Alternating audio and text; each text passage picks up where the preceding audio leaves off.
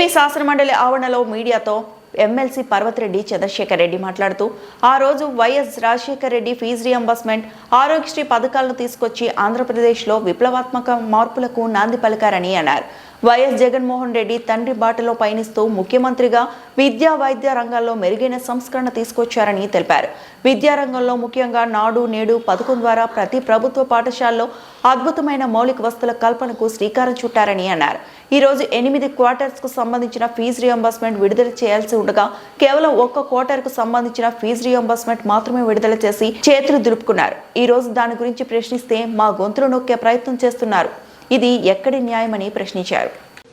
ఆంధ్ర రాష్ట్రంలో ఆ రోజు వైఎస్ రాజశేఖర రెడ్డి గారు ఫీజు రియంబర్స్మెంట్ కానీ ఆరోగ్యశ్రీ కానీ ఇలాంటి రెవల్యూషనరీ చేంజెస్ తీసుకొచ్చిన దానివల్ల భారతదేశంలో ఆంధ్రప్రదేశ్కి ఒక ప్రత్యేక స్థానం కలిగింది. అదేవిధంగా జగన్మోహన్ రెడ్డి గారు అటు విద్యలో కానీ వైద్యంలో కానీ తీసుకొచ్చినటువంటి రీఫార్మ్స్, ప్రధానంగా విద్యకు సంబంధించి నాడు నేడు ద్వారా అద్భుతమైనటువంటి మౌలిక సదుపాయాలన్నింటినీ కూడా అరేంజ్ చేయడం జరిగింది. అందులో భాగంగా ప్రతి క్లాస్ రూమ్కి కూడా డ్యూయల్ డెస్క్లు కానీ, ఫ్యాన్లు కానీ, లైట్లు కానీ, అలానే ఆర్ఓ సిస్టమ్స్ కానీ, వాష్రూమ్స్ కానీ, అలానే ఒక్కొక్క క్లాసుకి 1,70,000 రూపాయలు విలువ చేసే ఐఎఫ్పి ప్యానల్ బోర్డ్స్ కానీ, పిల్లలందరికీ ట్యాబ్స్ ఇవ్వడం కానీ, చక్కగా యూనిఫామ్స్ ఇవ్వడం కానీ, షూస్, బెల్ట్, వారికి టెక్స్ట్ బుక్స్, వర్క్ బుక్స్, అలానే వారికి సంబంధించినటువంటి డిక్షనరీలు కానీ ప్రతి ఒక్కటి కూడా ఈరోజు గవర్నమెంట్ స్కూల్స్లో ఉన్నటువంటి విద్యార్థుల్ని అటు సాంకేతికంగా కానీ అటు మౌలిక సదుపాయాల్లో కానీ భారతదేశంలో ఏ గవర్నమెంట్ స్కూల్స్లో కూడా లేనటువంటి పరిస్థితులు మన ఆంధ్ర రాష్ట్రంలో కల్పించి భారతదేశం అంతా కూడా ఆంధ్ర రాష్ట్రంలో ఉన్నటువంటి ప్రభుత్వ స్కూల్స్ ని చూసేలాగా ఈరోజు చేసినటువంటి పరిస్థితి కూడా మనం చూసినాం. అయితే ఈ రోజు మేము శాసన మండలిలో ఒక ప్రశ్న వేయడం కూడా జరిగింది విద్యాశాఖ మంత్రి గారిని. దానికి సంబంధించి నాడు నేడు ద్వారా గత ప్రభుత్వం ఎన్ని స్కూల్స్ లో రీఫార్మ్స్ తీసుకొని వచ్చింది, ఎంత ఖర్చు చేసింది, అదే ఈ ప్రభుత్వం వచ్చిన తర్వాత దానిని కొనసాగింపుగా అప్పుడు మనబడి నాడు నేడు ఉంటే దానికి పేరు మార్చారు, మనబడి మన భవిష్యత్ అన్నారు. దానికి సంబంధించి ఎన్ని కోట్ల రూపాయలు ఖర్చు చేస్తున్నారని అడగడం కూడా జరిగింది. దీనికి సంబంధించినటువంటి వారు ఇచ్చినటువంటి ప్రశ్నలో 3 ఫేసులుగా ఆ రోజు గవర్నమెంట్ నాడు నేడు ద్వారా రీఫార్మ్స్ ని స్టార్ట్ చేసిందని చెప్పారు. దాంట్లో మొట్టమొదటిగా 15,713 స్కూల్స్ ని ఫేజ్ 1 లో స్టార్ట్ చేసి 14,133 స్కూల్స్ ని కంప్లీట్ చేసేసింది. ఇంకా 1,580 స్కూల్స్ మాత్రమే పార్షియల్ గా మిగిలి ఉన్నాయని చెప్పి ఈ రోజు వారు ఇచ్చినటువంటి రిటర్న్ ఆన్సర్. ఫేజ్ 2లో 22,311 స్కూల్స్ ని టేకప్ చేసింది. దాంట్లో 542 స్కూల్స్ పూర్తి స్థాయిలో అభివృద్ధి అయినాయి. 21,769 స్కూల్స్ 80 నుంచి 90% దాకా పూర్తి అయినాయి అని చెప్పి వారు ఇచ్చినటువంటి డేటాలో ఉంది. ఇంకా థర్డ్ ఫేజ్ లో ఒక 14,000 స్కూల్స్ ఉన్నాయి. అవన్నీ కూడా డిఫరెంట్ స్టేజెస్ లో ఉన్నాయని చెప్పి వారు చెప్పడం జరిగింది. దీనికి సంబంధించి నేను వారు చెప్పినటువంటి ఆన్సర్స్ లో ఈ ప్రభుత్వం వచ్చిన తర్వాత 1 రూపాయి కూడా వీటికి సంబంధించినటువంటి పనులు చేపట్టలేదని కూడా చెప్పడం జరిగింది. కాకపోతే పాత బకాయిల్ని ఒక 500 కోట్ల రూపాయలు కంప్లీట్ అయినటువంటి పనులకు ఇవ్వడం తప్ప ఈ ప్రభుత్వం వచ్చిన తర్వాత 1 ఇటుక రాయిని కూడా మేము పెట్టలేదని చెప్పినటువంటి పరిస్థితి చెప్పడం కూడా జరిగింది. నేను దానికి సంబంధించి కొన్ని ఎవిడెన్సెస్ కూడా ఇచ్చాను. నెల్లూరులో కొన్ని స్కూల్స్ పరిస్థితి అంటే 90% పూర్తి అయిపోయినాయి. పైన అంతా కూడా ఇట్లా మొత్తం కంప్లీట్ అయిపోయినాయి. జస్ట్ ఇక్కడ పారాపెట్ వాల్స్ కానీ ఇవన్నీ కూడా కట్టాలా. 2 కోట్ల రూపాయలతో పనులన్నీ పూర్తయిపోయి ఫినిషింగ్ వర్క్స్ కాకుండా ఉంటే కేఎన్ఆర్ అనే స్కూల్లో అయితే పిల్లోడు దాన్ని పట్టుకొని అక్కడ పారాపెట్ వాల్ లేనందువల్ల అక్కడి నుంచి పడి చనిపోయినటువంటి పరిస్థితి కూడా కనిపించింది. ఇట్లా అనేకమైనటువంటి స్కూల్స్ ని ఇన్కంప్లీట్ గా ఉన్నాయి. 90% పూర్తయినాయి. ఒక దగ్గర జస్ట్ ఎలక్ట్రిఫికేషన్ ఇస్తే కంప్లీట్ అయిపోతుంది. అది చాలా మైనర్ వర్క్. ఈ ప్రభుత్వం వచ్చిన తర్వాత కంప్లీట్ గా 2 కోట్ల రూపాయలతో ఆ వైవిఎం స్కూల్ పనులు పూర్తయినా కూడా ఎలక్ట్రిఫికేషన్ కనెక్షన్స్ ఇవ్వలేకుండా 2 సంవత్సరాల నుంచి పెండింగ్ లోటు పెట్టినటువంటి పరిస్థితి. ఇది రాష్ట్రం అంతా కూడా ఇదే విధంగా ఉంది. నాడు నేడు ఎక్కడ కూడా పనిచేయట్లా. ఇంతకుముందు ఆర్ఓ సిస్టమ్స్ మనం పెట్టిస్తే గతంలో ప్రభుత్వ స్కూల్స్ లో తాగడానికి మంచినీళ్ళు లేని పరిస్థితుల్లో ఆర్ఓ సిస్టమ్స్ పెట్టిస్తే ఈ రోజు వాటిని రిపేర్ వస్తే 1,500 రూపాయలు కన్నా ఖర్చు పెడితే ఆర్ఓ సిస్టమ్ రిపేర్ అవుతుందన్నా కూడా ఈ రోజు కొన్ని వేల ఆర్ఓ సిస్టమ్స్ రాష్ట్రంలో మూలన పడేసినారు. దాని మీద 1 రూపాయి కూడా పెట్టట్లా. ఒకవేళ కనుక రిపేర్ వస్తే స్థానికంగా మీరు చందాలు కలెక్ట్ చేసుకొని వాటిని రిపేర్ చేయించుకోమని చెప్తా ఉన్నారు. అదేవిధంగా డిజిటల్ బోర్డ్స్ సుమారుగా కొన్ని లక్షల రూపాయలు ఖర్చు పెట్టి మనం ఒక్కొక్క డిజిటల్ బోర్డుని పెట్టిస్తే డిజిటల్ బోర్డుకి మైనర్ రిపేర్ వస్తే కూడా దాన్ని కూడా ఇంతకుముందు ఒక ఏజెన్సీకి అప్పగించినారు డిజిటల్ బోర్డ్స్ రిపేర్ చేయడానికి. ఆ ఏజెన్సీని రద్దు చేస్తున్నారు. ఇప్పుడు ఆ డిజిటల్ బోర్డ్స్ని పట్టించుకునే పరిస్థితి లేదు, పక్కన పెట్టేస్తా ఉన్నారు. అలానే మనము అందరికీ కూడా ట్యాబ్స్ ఇచ్చినాం. ఆ ట్యాబ్స్ కనుక రిపేర్ వస్తే ఇంతకుముందు ఒక ఏజెన్సీ ద్వారా ఆ ట్యాబ్ని రిపేర్ చేయించుకునే పరిస్థితి ఉంటాయి. ఇప్పుడు ఆ ఏజెన్సీ కాంటాక్ట్ని తీసినారు. ట్యాబ్స్ అన్ని కూడా రిపేర్లు వస్తే పక్కన పెట్టేటువంటి పరిస్థితి. ఈ విధంగా నాడు నేడు ద్వారా మనం ఎంత రిఫార్మ్స్ తీసుకొని వచ్చి స్టాండర్డ్స్ని బట్టి ఒక ఇంటర్నేషనల్ స్కూల్స్ లాగా మనం డెవలప్ చేసుకుంటున్నామో ఈ రోజు వాటన్నింటినీ కూడా ఆపేసి ఎక్కడ కూడా మినిమం రిపేర్లు 1500 రూపాయల రిపేర్లు కూడా చేయనటువంటి పరిస్థితి, 10% రిపేర్లు కూడా వర్క్స్ కంప్లీట్ చేసినటువంటి పరిస్థితిలో ఈరోజు మనం ఎడ్యుకేషన్ సిస్టమ్ తయారైందంటే ఎంత దారుణమైనటువంటి పరిస్థితి ఉందన్నది మీరు చూడాలా. దీనికి సంబంధించి లోకేష్ గారిని ప్రశ్న అడిగినప్పుడు ఆయన ఏం చెప్పినారంటే, మేము అవును ఇప్పుడు చేయట్లేదు, వీటికి రేటింగ్స్ ఇస్తా ఉన్నాము, ఒక్కొక్క స్కూల్లో ఎంతమంది పిల్లలు ఉన్నారు దానికి 2 స్టార్ 3 స్టార్ 4 స్టార్ 5 స్టార్స్ అని ఇస్తున్నాము. ఆ స్టార్ రేటింగ్స్ అన్ని కంప్లీట్ అయిపోయిన తర్వాత ఏ స్కూల్స్కి మేము ఖర్చు పెట్టాలన్నది దాన్ని బట్టి మేము ఒక నిర్ణయం తీసుకుంటామంటున్నారు. ఏమండి, మీరు ఒక్క విషయం ఆలోచించుకోవాలా, 80% పూర్తయినటువంటి పనులకి మీరు 2 సంవత్సరాల నుంచి ఇప్పుడు రేటింగ్స్ పెట్టి ఈ రేటింగ్స్ ఎప్పుడు పూర్తవుతాయి, ఏ రేటింగ్స్ బేస్ చేసుకుని మరలా మీరు ఆ 10% వర్క్స్ కంప్లీట్ చేస్తారు. 80% పూర్తయినటువంటి స్కూల్స్ ని ఆ 10% కంప్లీట్ చేయలేకపోతే ఈ 2 సంవత్సరాలు 3 సంవత్సరాలు మీరు కామ్గా ఉంటే ఆ 80% పనులు కూడా నిర్వీర్యం అయిపోవా, అవి దేనికి పనికి రాకుండా అయిపోవా, దాంట్లో ఎక్కడ కూడా ఇప్పుడు ఇబ్బందులు పడతాం లేదా, ఇవన్నీ కూడా తెలుసుకోకుండా ఇంత మీరు ఒక విజన్ ఉంది, మాకు ఎక్స్పీరియన్స్ ఉంది, 40 సంవత్సరాల ఇండస్ట్రీ అని చెప్పుకుంటా 2 సంవత్సరాల నుంచి ఒక్క స్కూల్ని కూడా ఒక్క ఇటుకరాయి కూడా పెట్టే పరిస్థితిలో మీరు లేరంటే ఈ ఎడ్యుకేషన్ డిపార్ట్మెంట్ గురించి ఎంత దారుణమైనటువంటి పరిస్థితుల్లో మీరు ఉన్నారన్నది అర్థం చేసుకోవాలా. అదేవిధంగా ఫీజు రియంబర్స్మెంట్ గురించి కూడా నోరు తెరిస్తే పచ్చి అబద్ధాలు.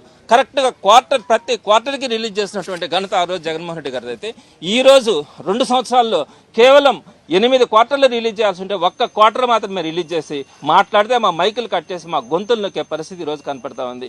తప్పకుండా వీటన్నిటిని కూడా రాబోయే రోజుల్లో కూడా ప్రభుత్వాన్ని నిలదీయడం కూడా జరుగుతుందని, ఈ నాడు నేడు ఫీజు రియంబర్స్మెంట్ అన్నింటినీ కూడా కంప్లీట్ చేసేంత వరకు ప్రభుత్వాన్ని నిలదీయడం కూడా జరుగుతుందని తెలియజేస్తాను. మేము దానికి సిద్ధమని చెప్పినాం. మీరు ఎక్కడ ఏ ప్లేస్లో మీరు కనుక మీటింగ్ పెట్టగలిగితే 4000 కోట్లు మా టైంలో లేవు, మేము షెడ్యూల్ ప్రకారం అన్ని కూడా కంప్లీట్ చేసినాం, మేము ఎప్పటికైనా సిద్ధం మీతో కూర్చోవడానికి చర్చించడానికి సిద్ధం అని చెప్పినాం. దానికి సంబంధించి వాళ్ళు ఆన్సర్ చేయలేనటువంటి పరిస్థితి కూడా ఉంది. కేవలం ఏంటంటే బట్ట గాల్చి మొహాన వేయాలన్న ఆలోచనతో వీళ్ళు వెళ్ళడమే తప్ప వీళ్ళు పెట్టేటువంటి 1880 కోట్లని సింగిల్ పేమెంట్ ద్వారా జగన్మోహన్ రెడ్డి గారి ఫీజు రియంబర్స్మెంట్ అని కూడా రిలీజ్ చేయడం కూడా జరిగింది. వీళ్ళని ఎప్పుడు తిట్టలేదు జగన్మోహన్ రెడ్డి గారు, వాళ్ళు పెట్టిన బకాయిలన్నింటినీ కూడా రిలీజ్ చేయడం జరిగింది. ఈ రోజు మేము షెడ్యూల్ ప్రకారం కరెక్ట్ గా చేసినాం. లాస్ట్ లో ఎలక్షన్ నోటిఫికేషన్ వచ్చిన తర్వాత మేలో ఇవ్వాల్సినటువంటి ఒక క్వార్టర్ కానీ జూన్ లో ఇవ్వాల్సినటువంటి క్వార్టర్, ఆ 2 క్వార్టర్స్ మాత్రమే షెడ్యూల్ ప్రకారం పెండింగ్ ఉన్నాయి. అంతేకాకుండా వీళ్ళు చెప్తున్నటువంటి లెక్కలు ఏ లెక్కలు చెప్తా ఉన్నారో తెలియదు. మేము బొత్స సందర్భంగా కూడా చెప్పినారు, మేము వస్తాం కూర్చుంటాం మీరు మాకు చూపించండి అని చెప్తే మళ్ళీ ఆన్సర్ చేయలేనటువంటి పరిస్థితి కూడా వాళ్ళ దగ్గర ఉంది. అందరికీ నమస్కారం. రాష్ట్రంలో వెనుకబడిన ప్రాంతాలైనటువంటి ఉత్తర కోస్తా అన్డైవైడెడ్ డిస్ట్రిక్ట్స్ అయినటువంటి శ్రీకాకుళం, విజయనగరం, విశాఖపట్నం ఈ 3 జిల్లాలకు సంబంధించినటువంటి ఒక ముఖ్యమైనటువంటి విషయాన్ని ఈరోజు ప్రశ్నోత్తరాల సమయంలోన ప్రస్తావన చేయడం జరిగింది. ముఖ్యంగా ఈ ప్రాంతంలో ఉన్నటువంటి జేఎన్టీయూ ఇంజనీరింగ్ కాలేజ్, ఆ దరిమిల జేఎన్టీయూ గురజాడ యూనివర్సిటీ ఏర్పాటు అవ్వడం, ఈ 2 అప్పుడున్నటువంటి రాజకీయ పక్షాలు ఏవైతే అధికారంలో ఉన్నాయో వారి తాలూకా ముందు చూపు కారణంగా 2007లో ఇంజనీరింగ్ కాలేజ్ ఏర్పాటు అవ్వడం, అలాగే గడిచిన వైఎస్ఆర్ కాంగ్రెస్ పార్టీ ప్రభుత్వం అధికారంలో ఉన్నప్పుడు 2021-22లో ఆ యూనివర్సిటీని స్థాపించారు. ఆ స్థాపించిన పిమ్మట దాని పరిధిలో ఉన్నటువంటి వైజాగ్, విజయనగరం, శ్రీకాకుళం 36 ఇంజనీరింగ్ కాలేజీలు దానికి ఎఫిలియేట్ చేస్తూ నడుస్తున్న తరుణంలోన ఆ యూనివర్సిటీకి చిరకాలంగా వేధిస్తున్నటువంటి సమస్యల తాలూకా ప్రస్తావనని ఈవేళ శాసన మండలిలో మరి చైర్మన్ గారి ద్వారా ఎడ్యుకేషన్ మినిస్టర్ని కోరడం జరిగింది.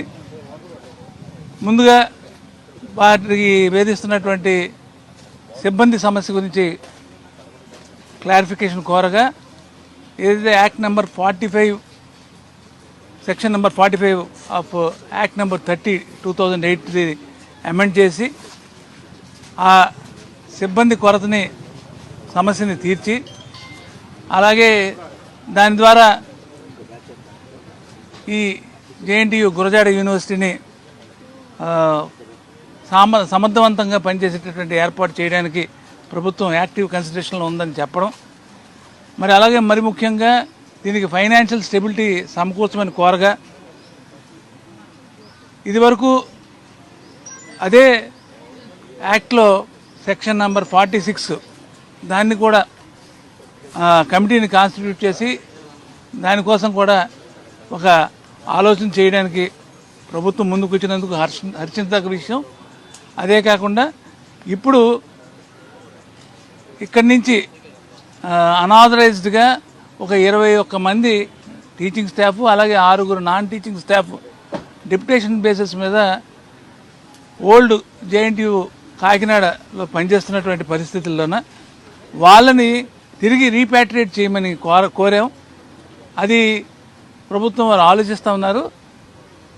మా చిరకాల కోరిక అయినటువంటి కురుపాం ట్రైబల్ ఇంజనీరింగ్ కాలేజీని ఈ అకాడమిక్ ఇయర్లోనే ప్రారంభించి దాన్ని కూడా ఈ జేఎన్టీయూ ఏదైతే గురజాడ యూనివర్సిటీ ఉందో దాని ద్వారా నడిపించేటటువంటి ఏర్పాటు చేయమని చెప్పాం. ఎందుకంటే అది మన మాజీ ముఖ్యమంత్రి వారి తాలూకా డ్రీమ్ ప్రాజెక్ట్. అది ఒక ట్రైబల్ ఇంజనీరింగ్ కాలేజ్ని